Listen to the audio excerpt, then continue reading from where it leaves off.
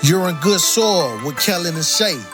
Plant your seed, water your seed, and watch your seed grow. What's up, my people? We are back, and y'all are in good soil with myself, Kellen Haynes, and this is my co-host, Shay Fowler, She Life Coach, aka the Green Goddess. Yes. And we are here today. Oh, I'm excited about this one. To talk about, we're celebrating men in the month of November. As you know, November is men's month, men's health, men's wealth. So we're bringing one good person to the table, baby. Y'all know him. You know, you may have seen him on She Life Coach stuff. But this is a great friend, a great business owner, Mr. Thomas Gooch. Round of applause. Yay! What's going on, my brother? Yes. He is the owner of My Father's House. And he has a great event coming up in December. I want you to take out time and listen to him and see if you can put this on your schedule. You don't want to miss this event that's going on. What's going on, Gooch? What's going on, fam? Not much. Yeah, I like the new space. I appreciate that. Thank you. We try to upgrade. I see. It's been good. Been good. Life is gooding. Life is greening. Yes. Life is greening. Look at that. Come on. We thank you for taking our time and being here with us today. I know Saturdays are hard. I know. But you being the great businessman that you are, you have made it work for us. Absolutely. So tell us about My Father's House. Well, if they don't know, I'm gonna let them know. My Father's House started in 2014. Mm-hmm. We started with 1 3-bedroom home. It started off as a program for dads in recovery. Mm-hmm. When I got clean 22 years ago, there wasn't no resources in transitional housing for dads in recovery. Men could get housing, but it wasn't no special curriculum for dads in recovery like all the women, the mother with kids program. So, it's, the old saying goes, don't talk about it, be about it. A couple of years later, I created a program for dads in recovery. So that's how I started off in 2014. Now we have 4 houses throughout Nashville. We house 40 men in 4 different locations. So we trying to provide full wraparound services. Now it's just not for dads in recovery, even though we have a special curriculum for dads. It's for men, period, because a lot of men don't have rental history. Mm-hmm. A lot of men doesn't make 3 times more than they rent. So they have a problem in living, going somewhere. And a lot of men always want to take the easiest route out to go live with a female because everything is together. And then they just pitch in. And we trying to teach men how to live on their own and experience that freedom. How to lead. Ooh, yeah. Because what most men don't know, if they never have done it before, that it's a different freedom when you come with living on your own. I lived on my own for a while, and it took almost 6 years before I jumped in a relationship to let a woman. I almost didn't know how to live with a woman because I lived by myself for so long. But it's freedom that come with that. It's freedom with coming with someone can't tell you to get out, the lights in your name, the water in your name, your name on the lease. It's a different type of freedom with that. But it's also a different type of responsibility with that. So we teach these guys that. Wow. I love that. Because I get tired of hearing, I'm not on her lease, so she finna put me out. Right. Like, why you don't have your own lease, bro? Get your own. Like, go stay with Auntie and Tia.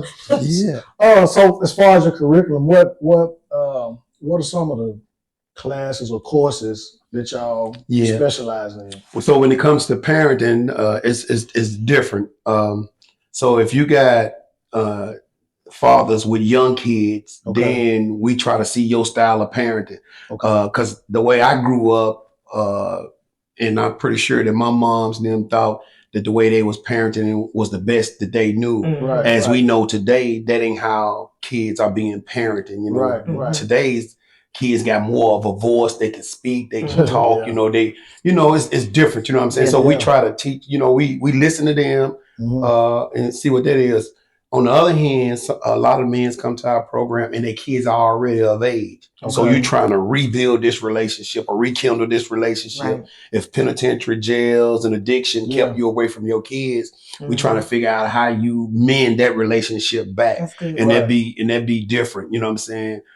Because a lot of men and probably mothers too, but since this is a man program, we be thinking because we the parent, the kids should just listen. But the child has their own process. Yeah, because they got their own process of what y'all been through too. So you might think that they should be over it, and they might not be over it. So you need to be doing more listening more than trying to tell them what. It's a healing process on both sides. Correct. And just because it's your child doesn't mean that they're going to heal the way that you want them to heal. Yeah. You know, or heal like you may have healed. You know what I'm saying? You done really heal. Right. You know what I'm saying? Because, you know, people of color, one, and men, two, it's different when it comes to healing because we don't really do therapy. We don't really want to sit around here and talk about how we feel when that is too important not to.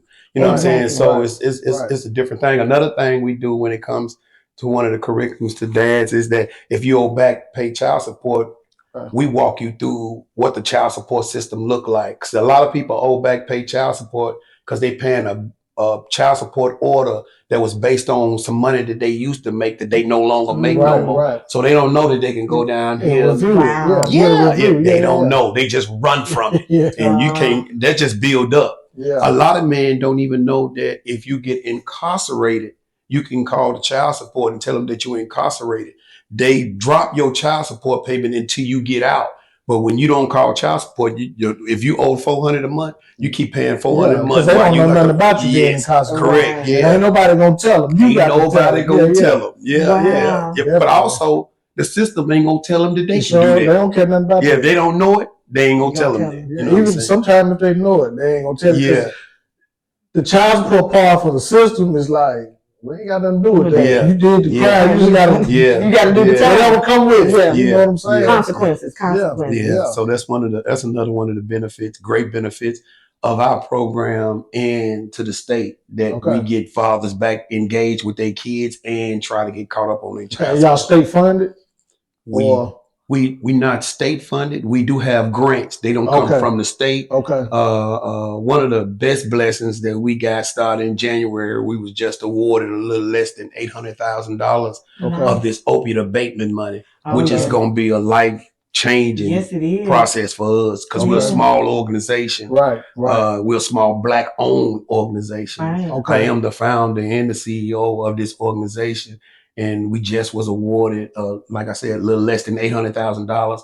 We will provide transportation. It will provide full-time case management. So things that we weren't able to do, we'll be able to do.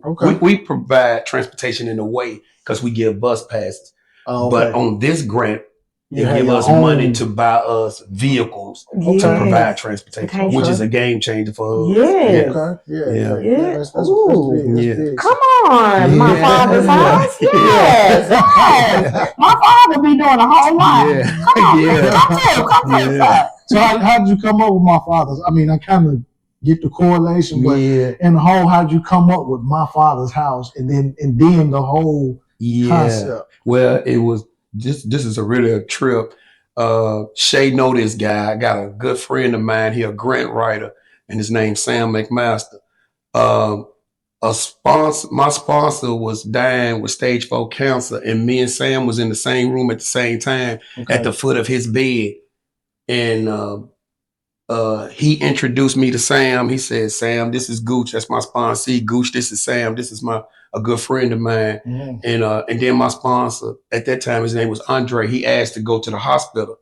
He knew that this was it. And when he went to the hospital, he passed just a few hours, but he introduced us to each other. And then about 5-6 months, I bumped into Sam again. Sam asked me, "Have you ever thought about working for yourself?" I said, "Nah, man, I ain't got time for that." I was paying 4 child support orders at the time. You were trying to do that. I ain't got time to be doing nothing. I was living on my own, early in recovery and paying. I said, no. Me and him was very seldom. We used to bump into each other, drink coffee, catch lunch, and he would always ask me that. The next time he had asked me that, the mother of my child, who was the logo on this hat, is the logo of my agency. When he was 3 years old, his mama got 17 years in prison, and the court gave me full custody of him. And when they gave me full custody of him, I ended up learning some things that I never ever knew about parenting. although I had already had 4 kids. Wow. Because when I got clean, my kids was teenagers, but I never took him, like with this son, I took to the barbershop, doctor's appointment, enrolled him in school, everything. So when Sam, the mothers, a lot of mothers, I'm doing this by myself. I understood that statement. You know what I'm saying? And when the next time I seen Sam said, he asked me that again because he never ever stopped asking me. I said, man, listen, man, I ain't got time for that. But when I walked away, I said, oh, yes, I do. I could start a transitional house for men. So I could teach them everything that I've been going through. And Sam holler out, yeah, and you could call it my father's house. I said, well, there it is. And then when I wrote the paperwork up and then called it my father's house, there was another program called My Father's House in Oregon, which was a church organization that took on whole families. So I added Nashville to it. My Father's House, Nashville. And then the rest has been history. It's been 13 years. Man? Listen, man, I've never ever seen nothing take off so fast in my life. It wasn't, there still is not a program like this, and it wasn't one at all before I started. So when I started telling people of what I was going to do, people just start pouring in. Listen, I raised $10,000 off a GoFundMe just of an idea. I started a GoFundMe and raised $10,000 in a couple of months just because I had that idea. And so you're not a nonprofit. Yes, I am. You are a nonprofit. Yes, okay. I'm a nonprofit. Yeah, but that's what helped me. Like I got a storage. People start filling it up with washers and dryers, beds and everything. Everything that I needed. And this is before I even got a house. This was before I even got a house. I opened up the 501c status, the charitable organization. I did all the paperwork, the business cards, the brochures and everything. And then somebody came and asked me to help them run a house. And I filled the whole house up with everything I had in the storage, and I never ever turned back. It's been great ever since. Challenging, but great. Right. I remember when you had the idea. When we was working together. And you were hyped about it, but you were like a little standoffish about it. And I kept thinking, this is going to be good. Because when you said it, I was like, is there something like this out here? There's nothing like this out here. I was like, this is going to be great. And I was like, I'm going to refer everybody I know. This is a great concept. So what has been your, I don't want to say hit or miss, what has been your rose and what has been your thorn to this? The good and the bad. Well, the first, I'm going to say the thorn first. Okay. Because we operated for 10 years without any grant funding. There's no organization that exists right to this day that operated that long without any grant funding. They usually fold way before without any grant funding. We operated for 10 years without grant funding. Not only that, me and my co-founder, we also wasn't getting paid for 10 years, but we knew the mission needed to happen. You know what I'm saying? So we was in this little smaller spot, this smaller house, just a 3-bedroom, couldn't take number 6 men. And also, all the way close to the end of that term, the pandemic hit, which we had one person. When the pandemic hit, it was only one person in his house, almost like he was living in his house by himself. And what he paid couldn't cover all the bills that was coming out of our pocket. And so we did this without no grant funding, and we did this through the pandemic. And we did this with people who knew what we was doing, but still wasn't telling you how to make it better. That's the thorn. Like, people don't think that it's enough for others to be, and it was that. Everybody wanted for themselves. You know what I'm saying? So, but the rose is that we knew that what God had for us was for us. So we just kept on hanging in there.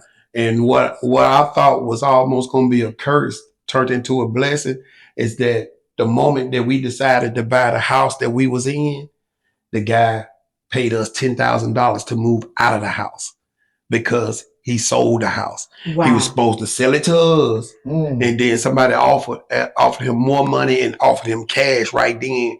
He gave us $10,000 to move out in 30 days. And wow. I thought that, man, I don't know what's going to happen.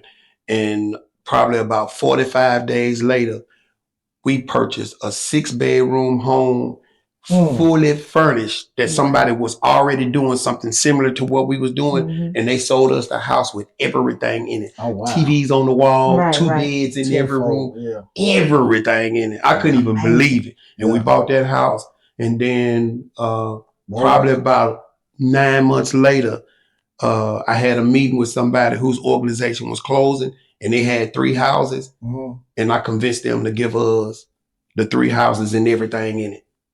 That's how that happened. We went from that to that to that, all within a year. Wow. So that's the thorn. Come and on, that's my the father. rose. Yeah. That's good. Yeah. Ooh, I love that. Yeah. He show up. Man, he will blow your mind. Yeah. He don't mind. He be like, okay, you that's what you're working with? Yeah. Watch this. Yeah. You be like, yeah. Okay, my father. I appreciate don't be mad about what you ain't got. Right. You know, like us when we worked for 10 years without no money, it didn't matter. It ain't like none of our lights got cut off. Right. We still was eating. Right. Yeah. But the mission of why we was doing it was still being done, even if it was for this one person. We still treated this one person like it was a full house. Right. Yeah. You know what I'm saying? Yeah. And God seen that. You know what I'm saying? Yeah. And so we just waited and then he just blessed us in a whole lot of different ways. You know? So we've been able to get a few different grants from a few different people since then. So it's been cool. So I know that you're this great businessman and all that, but if someone came to you, would you help them do something as you do or tell them how to do it? You have no idea of how many people I've helped do that. Now listen, I have people tell me that I should charge people to do that. Yeah. Check this out. I was just, when you opened the door for me then, you said I was on the phone, that was a person who I helped, and he wanted me to help another friend of his. Good. You know what I'm saying? Because I don't believe in charging for this information. Right. You got it free. Yeah. Not only that, why would I charge somebody to help somebody help somebody? Yeah, you know what I'm saying? I ain't never got that project. You know what I'm saying? It's not about you. It's about the purpose. Because God done blessed you. Yeah. And I ain't done, from what you telling me, that blessing, how it came and how much it has expanded. Yeah. So and a lot of times that be our problem. We want it for ourselves. We don't see nobody else shine. We want them to go through what we went through instead of just saying, you know what, I already did this part. I can just give you this. I'm straight. God done blessed me. I want him to bless you. I want to put you in a position. Exactly. You know what I'm saying? I don't know why we like that. It's greed. And I think everybody makes stuff about money, and sometimes that's the only person that I won't help. I won't help an individual who doing this for money. Because you got to do this because you like people. You got to like people. You got to really want to help people. You said the word mission. The word mission. You can't put money above the mission. Because sometimes the mission is going to come without the money. You're right. You still got to go about the mission. You know what I'm saying? When we got soldiers overseas or wherever they are, they're getting paid. But when you over there, you ain't get about no money. No, you was on the mission. You on the mission. The money, you overseas. You ain't even looking at the money. You can't even, you don't need the money. It's the purpose. You on the mission. So when you on that mission, you got to be focused on that. You got to be locked in on that. And you got to trust God wholeheartedly. So what made you come up with the name My Father's House? I didn't. Sam did. That's right. Sam did. He just turned around and highlighted. You could call it My Father's House. And how did you, when you heard that?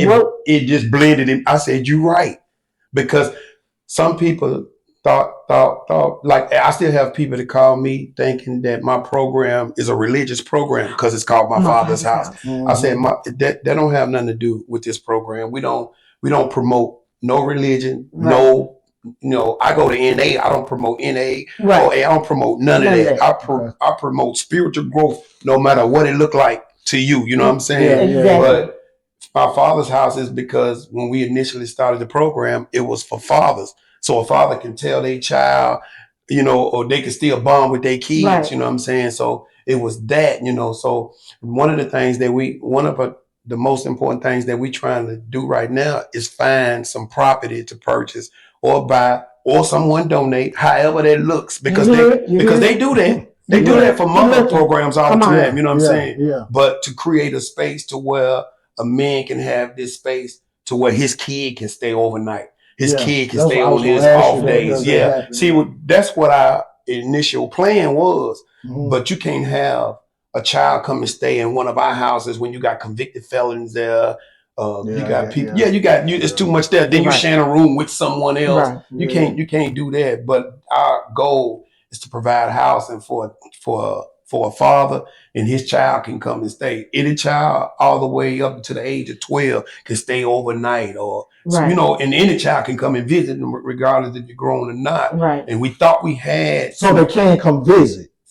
No.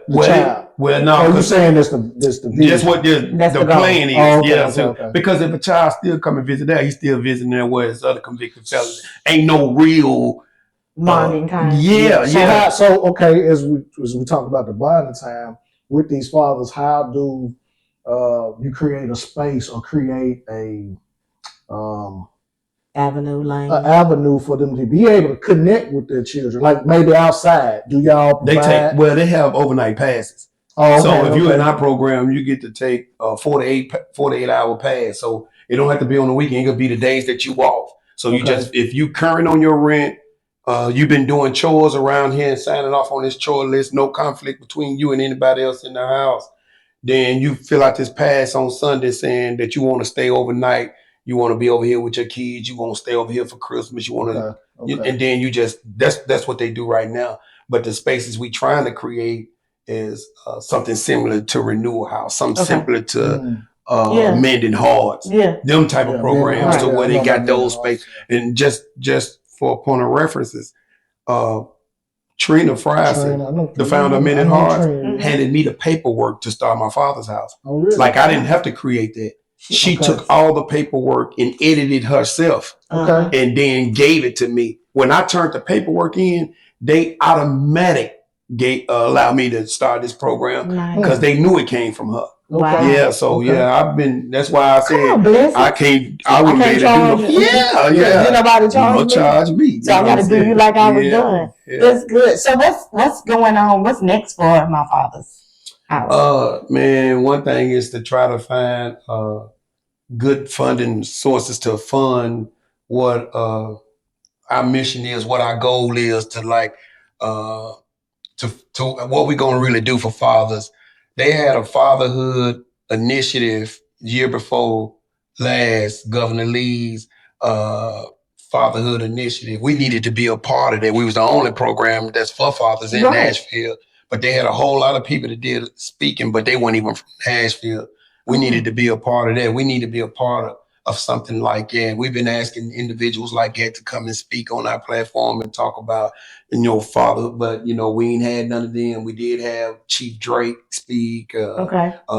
But it's that. So to try to find unrestricted funds to do things that Grant won't allow us to do, try to assist guys with driver license restoration because a lot of people can't get cars, get jobs and stuff like that because they ain't got valid driver license. So therefore they got to settle for different type of jobs. So we need funding to assist them with that because it's hard to pay rent, especially our minimum wage ain't went up. So you trying to pay rent where you stay, pay some of these fines you owe, pay child support. On this $2 check. Yeah. So how can you pay this driver license fee off and get your driver license, get a better job, forklift operator, CDL, stuff like that. Like we need assistance with that, you know what I'm saying? Because a lot of people are still suffering from old felonies that they said they're trying to help us recorrect. That's what they say out their mouth, you know what I'm saying? But the actions don't go with that. So trying to get some funding like that, get some SAMHSA grants, and just continue to have our name in other individuals' mouth that's in this field. You know what I'm saying? If it look like us, if you think it's for us, send them to us. Please. You know what I'm saying? So stuff like that right there, man. But when we get to where we need to be, man, it's going we're gonna bless a whole lot of individuals. I'm telling you, we're gonna bless a whole lot of individuals, man. So I don't want to be the biggest organization. Right. I just want to provide one of the best experiences when a person come to our place. Like when they say, man, them some cool cats, man. Like when they come to our place and they ain't got nothing, we got a full clothing closet, and then we let them walk through there. They might be able to put on suits that they ain't never wore, ties, belts. I don't care. I mean, shoes, socks, underclothes, toothpaste, like we're able to give them all of that. We're able to give them all that for them to be able to come back and say, man, did nobody ever do this? Wow. Did nobody pay attention to me like this? You know what I'm saying? Right. When they see a person like me, who is the founder of the program, who just come sit down and watch them at go watch the Dallas Cowboys play, whoever, and I'm just sitting in the day room with them, and they ain't used to that because they ain't used to sitting with the person who over the program. Right. Because that person want to sit somewhere else. They don't want to be I don't miss them no more. Yeah, he forgot. He forgot. We still sit down with you know what I'm saying? That bonding time make them feel better about themselves. I just hired somebody who went through our program. Wow. And you know what's crazy? I hired him as a part-time case manager / van driver. And then this dude who just came to the program the other day, he said, man, they hired you. They was in the halfway house together. He said, they hired you. He said, boy, you gave me all the hope I need. That's amazing, man. That's amazing. And people don't know how much that feels, you know what I'm saying, until they see it, you know what I'm saying? Because the person who I hired, it felt good that somebody said that to him. You know what I'm saying? That made him like, oof, like go up and over. Absolutely. So how long does a man get to be in this program? How long does the program is a minimum of 6 months.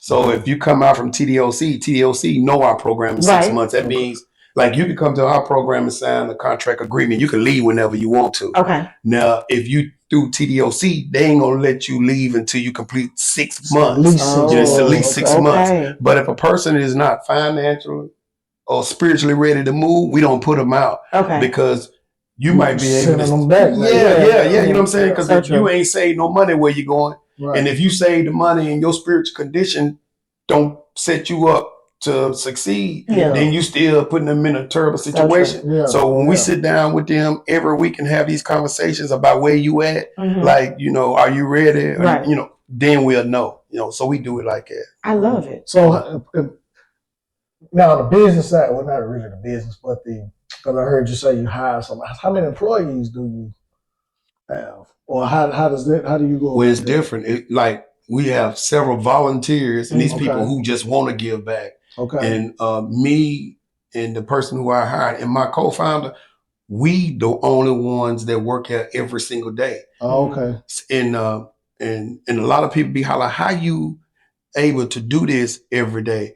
Because I also have a full-time job at Meharry Medical College. Okay. So I work every day providing wraparound service for people with substance use disorder and experience chronically homeless. That's what I do every day. Every day. And every day I still work from my father's house, Nashville, as well. He's a hard-working man. Yes, as well as being a husband and a father. My kids that's at home, because I still have little kids. So So I am sitting here like meeting you in 2013. She used to be my supervisor. And now look. What happened, Kathy? I was like, what are they saying this man here? Okay. I'm gonna roll with this though.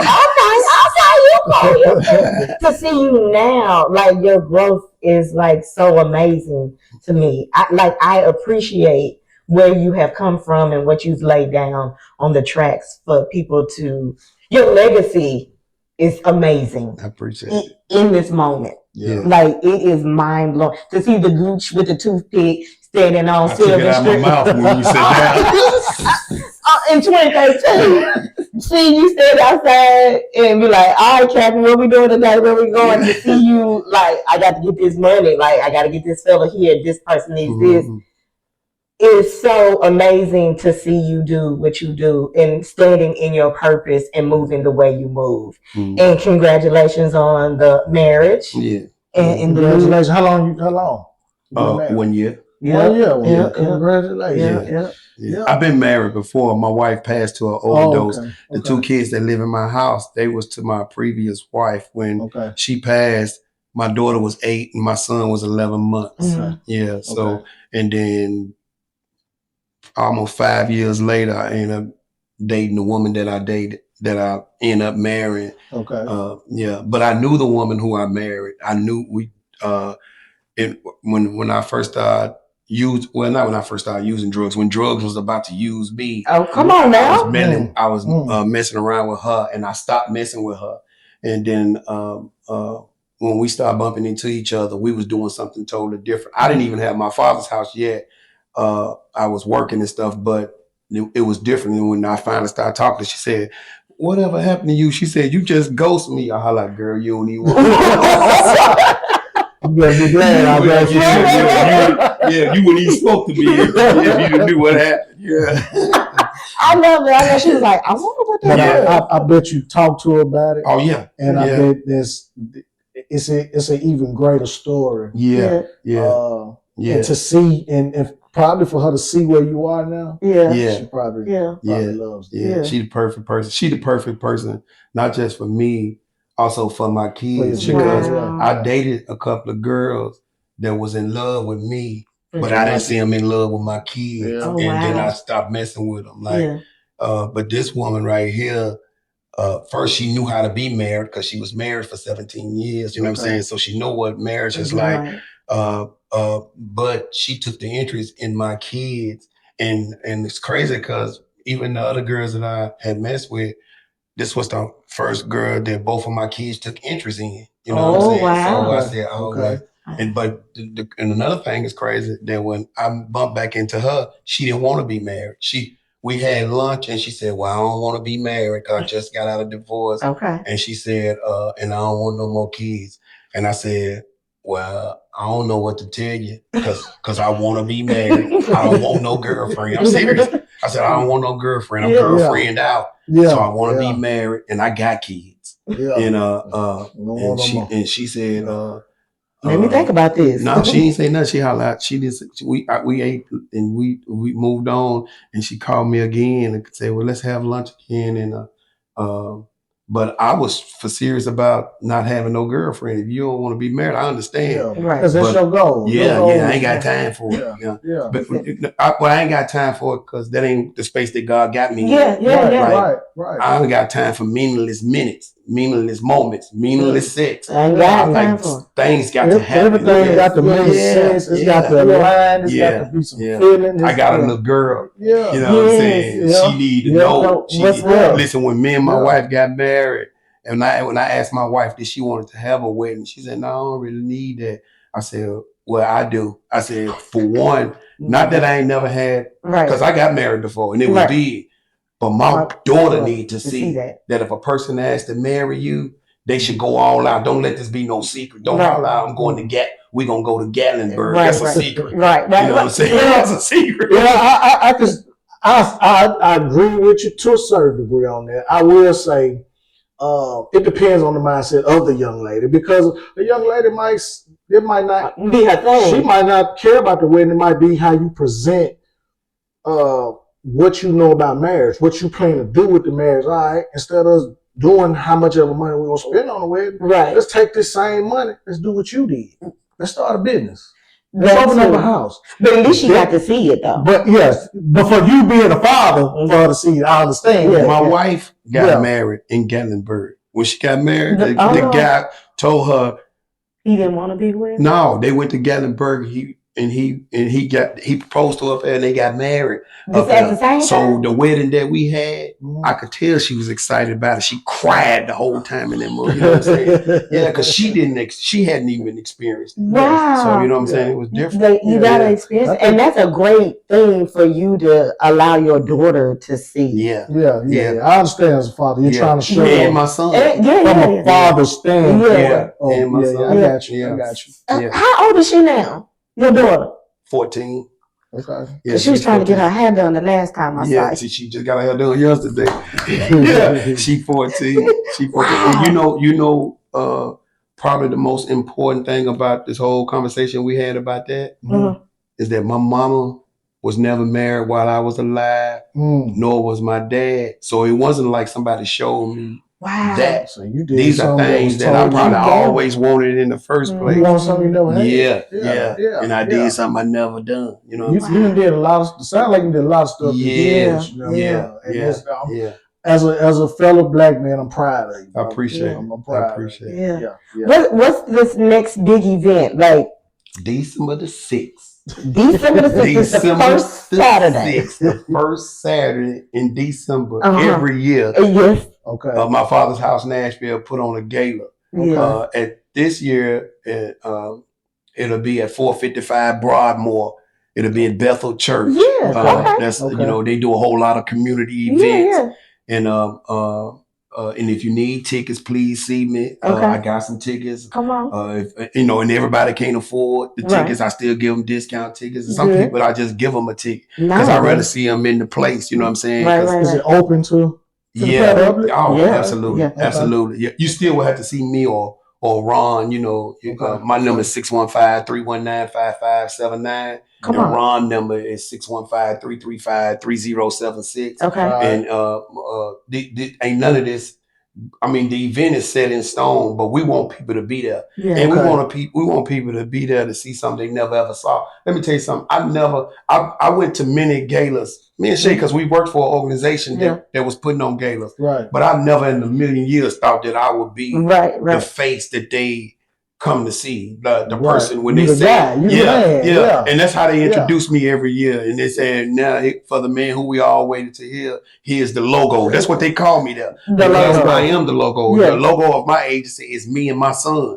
So we didn't create, no, we took our pictures and put a silhouette and we are the logo. You know what I'm saying? Because it speaks for itself. As you can see, I'm standing up, I'm kneeling down, listening to him. You got tell me what, you know what I'm saying? Man. So like it's that, man. So man, I would love to see people in the place. I would love for people to bring resources to men, resources to fathers, uncles, and see a lot of times, man, a lot of people just brush over this until it's their brother, they daddy, they uncle, they boyfriend. Right. You know, until it's one of them. So it's close to home. This ain't a situation that you should brush over. You know what I'm saying? You can't. You know, it's one of them pay it forward situation. Because that's what it is that I'm doing, just paying it forward. So what's the dress code? We clean.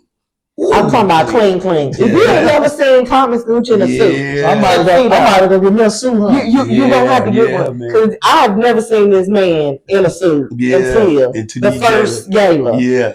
Bro was sharp. He was ready. Like God washed his shoulders out. He had 99 problems, but a suit wasn't. I wore a green suit last year. A green suit. Ooh, that mother clean. You had on a green suit.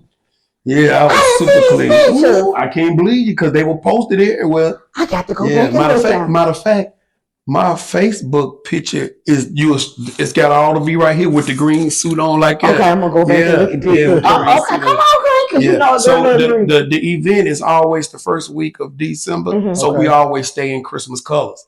So it's always gonna be red, green, white. Anybody can always wear black, you know, something like that. But it's those colors right there. You know what I'm saying? So but y'all let me know so I can get y'all some tickets. Well, Shay already told me she's gonna be out of town, but it would be cool if you can make it. Go on my y'all go on my behalf. Please. It's gonna be great as usual. Is there food? Absolutely. Come on, food. You know, we want food, fellowship, fun for a good purpose. Good. Yes. Okay. Man. That's what's up. This is gonna be amazing. So you heard the man. If you have nothing to do, even if you got something to do, go on clear your schedule. Because you want to be in the house on December the 6th. What time does this event start? 6 o'clock. Come dressed and impressed. I mean, you want to be casket ready, as the old folks would say. You want to be sharper than sharp. You want to wipe it down. Come on, moment. So come on out December the 6th at my father's house, Nashville Gala at 455 Broadmoor Drive. All right. Mr. Thomas Gooch, I want to say thank you for coming out once again. Thank you. And having this conversation with us. We always invite you back anytime you want to have something. You got something going on, let us know. In good soil, you know She Life Coach is always going to support you. And we thank you for this moment. I appreciate it. Man, you got some you want to tell the people? Yeah. Come on out. Go to our website, www.myfathershousenashville.org. Check out what it is that we trying to do for these men in our community. If you know someone that needs some housing, trying to get into treatment, need to get into detox, please reach out. I gave my number earlier, 615-319-5579. This is what I do every day, all day. So hope to see you in the building. Please reach out to me and let me help you, or you help me help others. Appreciate you. All right, man. Good job. Right. Thank you again. Appreciate it. All right. Well, it's your girl, Shay Fowler. She life coach, aka the Green Goddess, on the podcast In Good Soil with my boy. I'm Kellen Haynes, and I just want to tell y'all, look, don't let nothing hold you back. Whatever idea, vision, or mission, like we talked about earlier, mission, whatever mission you have, man, stay on that mission. Don't let nothing detour you. Stay on the mission. Stay on it. Stay on the mission. All right. Watch what happens. I'm Kellen Haynes, man, and this is the In Good Soil podcast. My brother, I thank you too. I thank you. I love y'all. Peace. Push. Until next time. In Good Soil podcast.